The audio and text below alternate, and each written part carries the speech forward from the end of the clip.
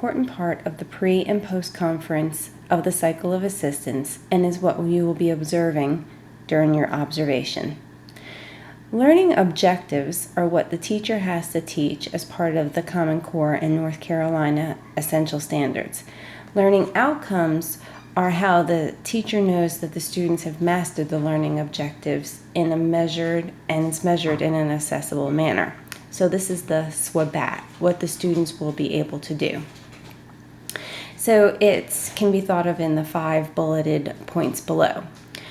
Is each learning outcome written in observable action? So instead of the students will be able to understand the material, it's the students will demonstrate that understanding either in a written format.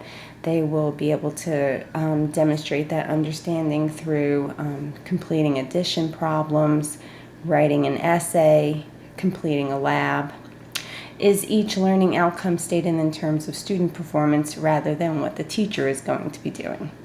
Is each learning outcome stated as a learning product rather than just a process?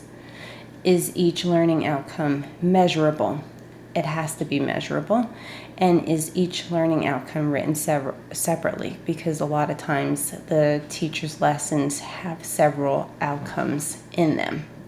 And so what you need to think about when you're talking to your beginning teacher about their lessons are, how is this learning going to be demonstrated?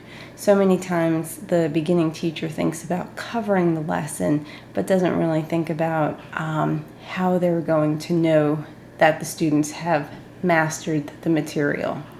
And they don't think about it in a measurable format in terms of student data. So when you have those conversations with your beginning teacher, make sure that you're digging deeper to include, have they met the learning outcome? How do they know? Is it through, what kind of formative assessment is it through? And what kind of measurable format is it coming in?